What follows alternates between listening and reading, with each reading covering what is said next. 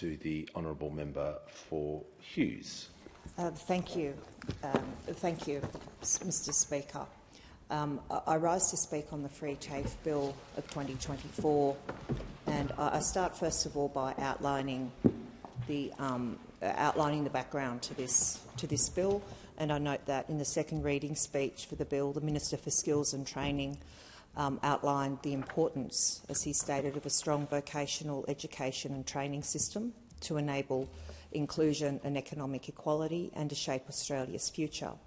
He stated that strong TAFEs are essential to a strong vocational education and training sector. I completely agree, Deputy Speaker, perhaps particularly now when we look at the considerable shortage of skills that we have in this country, that a strong vocational education and training system is absolutely crucial. It's crucial to the further building of our country. It's crucial for the construction of our houses.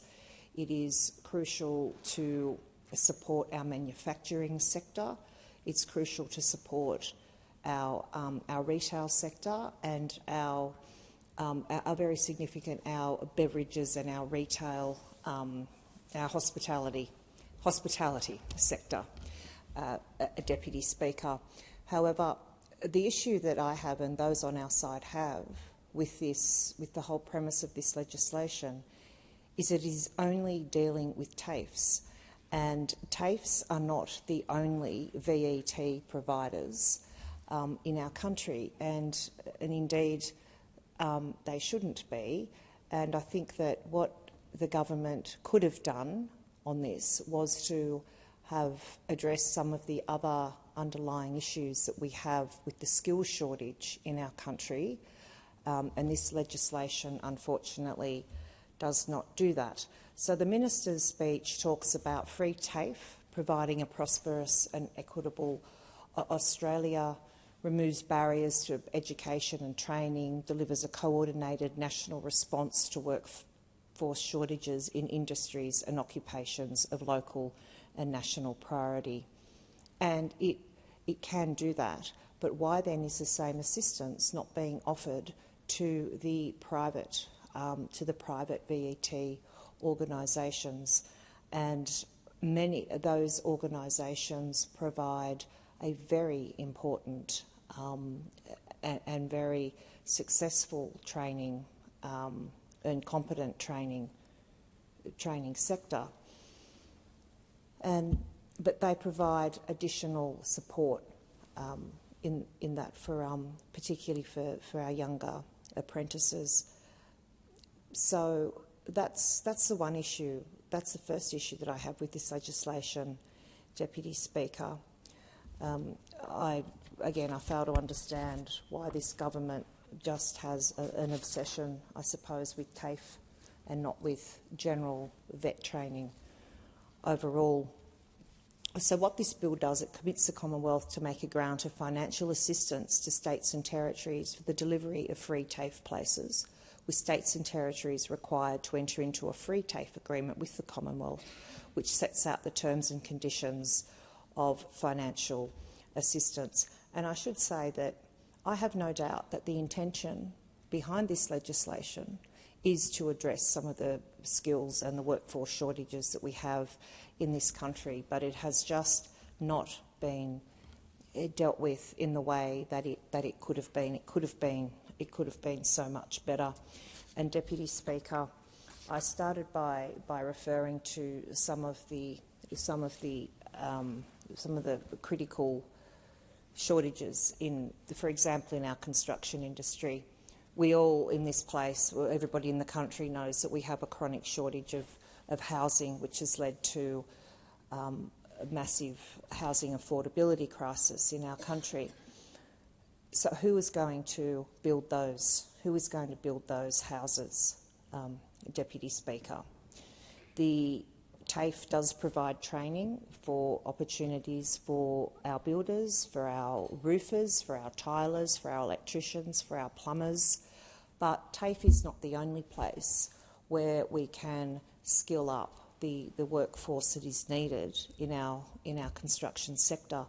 and I particularly refer to the work that is done by the National Electrical and Communications Association, or known as NECA, Deputy Speaker, because before I gave this speech, I did speak to the CEO of NECA out there to find out how exactly they train the electricians of the future.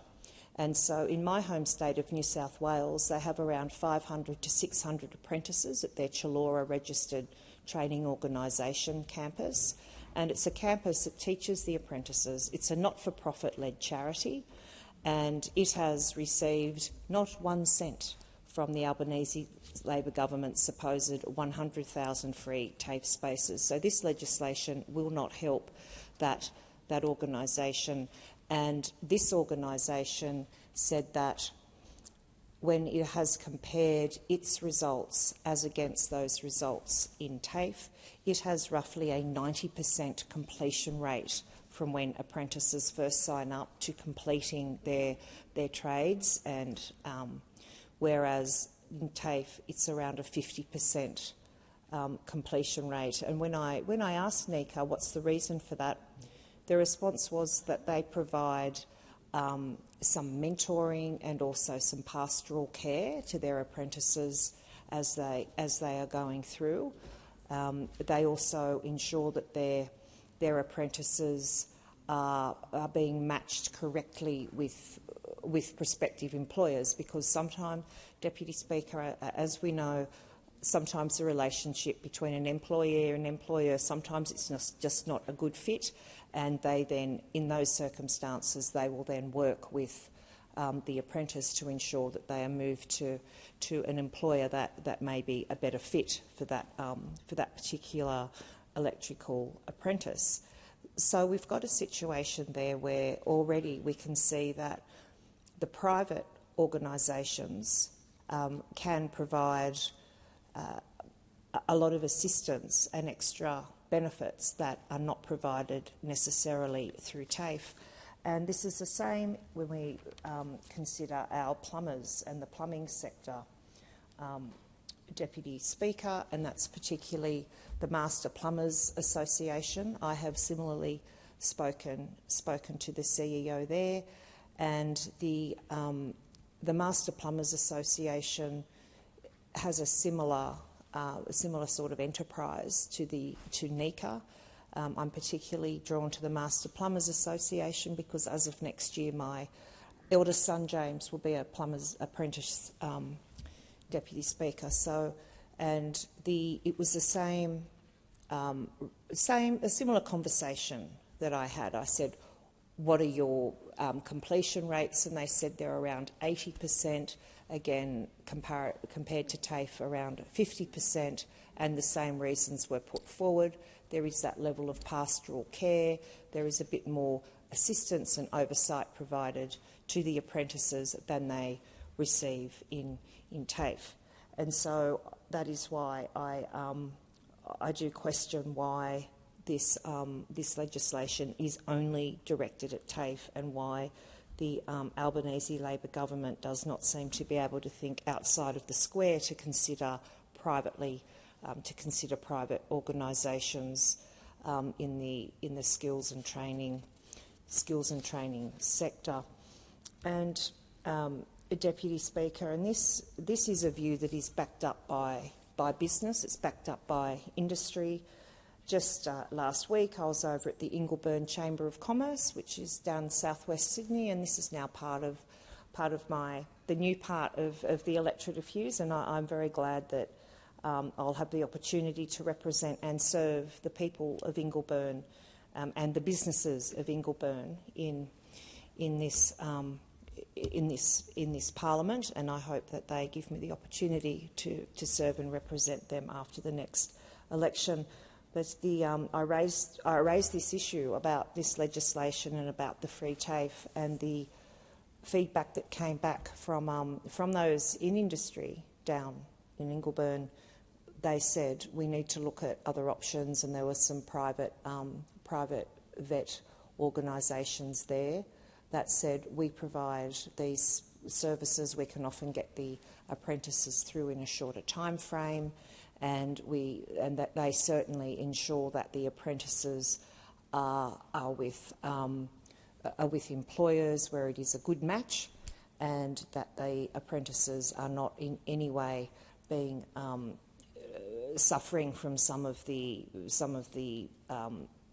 unfortunate things that have happened to apprentices in the past. They ensure that they are obviously paid correctly, they ensure that their hours are correct, and mostly they really assist them to get through their course.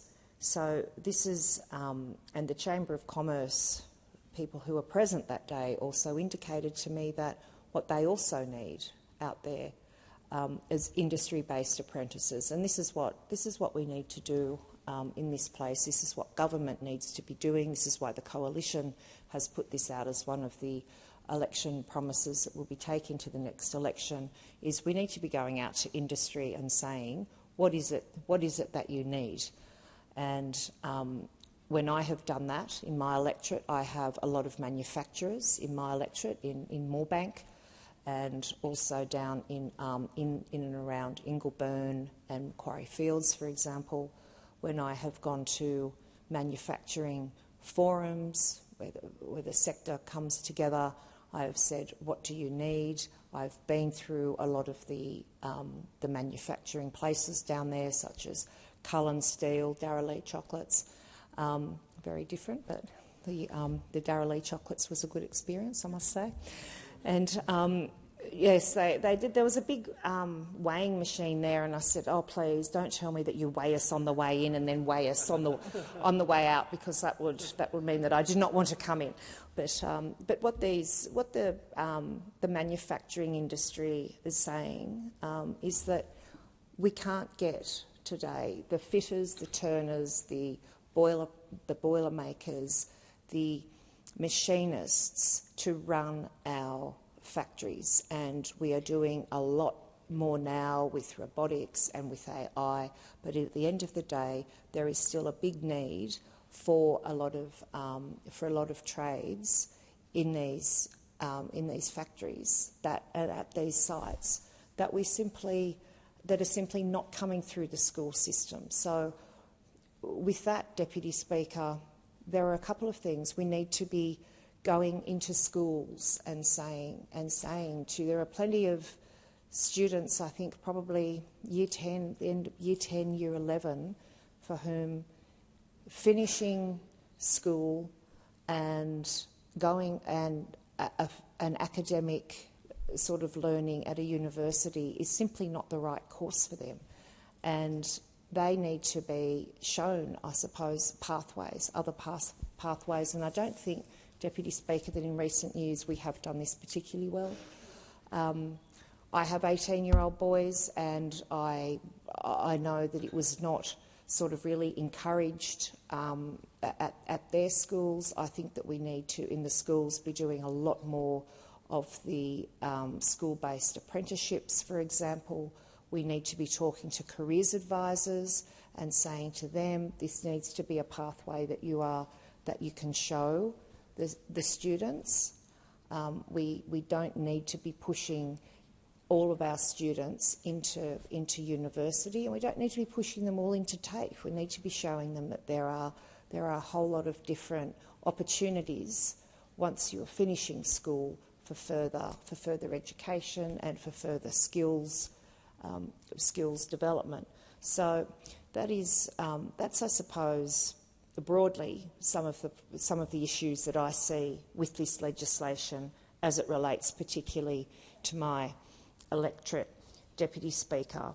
And I know that the deputy leader has spoken on this legislation a number of times, and she has set out the Coalition's position in relation to it, and she has stipulated that industry-based apprentices will definitely be part of the Coalition's policy going forward into the next election. So, Deputy Speaker, I really support further education, higher education. I support there being federal money put into that, but it shouldn't just be limited to the TAFE sector. Thank you. Authorised Jenny Ware, Liberal Party, Sutherland.